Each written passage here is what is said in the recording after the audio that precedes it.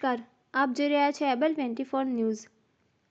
ભીમપુર ભવાનીધામ નિર્માણ માટે સંકલ્પ યાત્રા સમાજ દર્શન કાર્યક્રમમાં યુવા ક્ષત્રિય સેના પ્રદેશ અધ્યક્ષ અભિજીતસિંહ બારડ બાપુની વિશેષ ઉપસ્થિતિ। જય ભવાનીના ઘોષ સાથે ભવાનીધામ નિર્માણના સંકલ્પને સાકાર કરવા માટે ભીમપુર ગામ ખાતે ભવ્ય સંકલ્પ યાત્રા અને સમાજ દર્શન કાર્યક્રમનું આયોજન કરવામાં આવ્યું હતું। ભીમેશ્વર મહાદેવ મંદિર ભીમપુર ખાતે તારીખ 16 જાન્યુઆરી 2026ના રોજ સાંજે 6:30 વાગે આ કાર્યક્રમ શ્રદ્ધા, સંકલ્પ અને સંગઠનની ભાવનાથી સંપન્ન થયો હતો। આ પ્રસંગે યુવા ક્ષત્રિય સેના ગુજરાત પ્રદેશ અધ્યક્ષ શ્રી અભિજીતસિંહ બારડ બાપુની વિશેષ ઉપસ્થિતિ રહી હતી। તેમના માર્ગદર્શન અને પ્રેરણાદાયી ઉદબોધનથી સમગ્ર કાર્યક્રમમાં ઉત્સાહ અને ઉર્જાનો સંચાર થયો હતો। તેમણે ભવાનીધામ નિર્માણને માત્ર ધાર્મિક કાર્ય નહીં પરંતુ સમાજના સંગઠન, સંસ્કૃતિ અને સંરક્ષણના યુવા પેઢીમાં સંસ્કાર જાગૃતિનું મહત્વ પ્રકલ્પ ગણાવ્યો હતો। કાર્યક્રમની શરૂઆત જય ભવાનીના નાદ સાથે સંકલ્પ યાત્રાથી કરવામાં આવી હતી, જેમાં મોટી સંખ્યામાં સમાજના લોકો, યુવાનો અને શ્રદ્ધાળુઓ જોડાયા હતા। સંકલ્પ યાત્રા દરમિયાન ભવાની માતાના જયકારો સાથે સમગ્ર વિસ્તાર ભક્તિમય વાતાવરણમાં તણાઈ ગયો હતો। સમાજ દર્શન કાર્યક્રમ દરમિયાન સમાજની એકતા, સંગઠન, સંસ્કૃતિ અને વિકાસની વિષયક ચર્ચાઓ કરવામાં આવી હતી।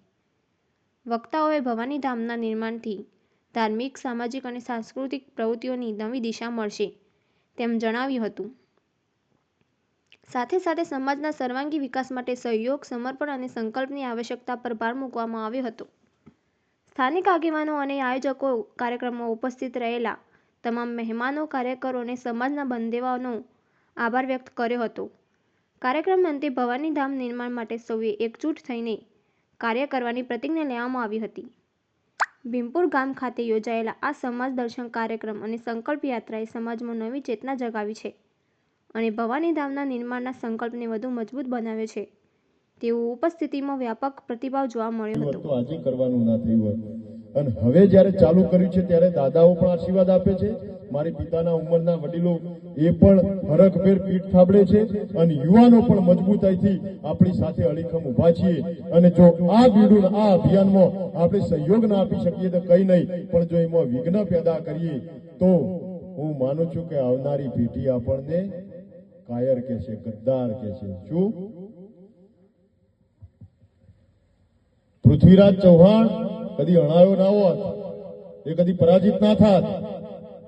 વર્ષો પહેલા હસ્તિનાપુર એટલે આજનું દિલ્હી, એ દિલ્હી ઉપર ચક્રવર્તી સમ્રાટ તરીકે પૃથ્વીરાજ ચૌહાણ બિરાજમાન હતા અને એ વખતે એમના જ બાદશાહીભાઈ કનોજના મહારાજા જયચંદ રાજા એ નજીવા સ્વાર્થ, નજીવા શત્રુતા ખાતર અને મુગલો સાથે સંધિ કરી અને એમને આમંત્રણ પાઠવ્યું કે એ મુગલ બાદશાહ, તમે પધારો ભારતની ભૂમિ ઉપર, અમે તમને સહયોગ કરીશું। અને એમના સહયોગ થકી એ વખતે હસ્તિનાપુર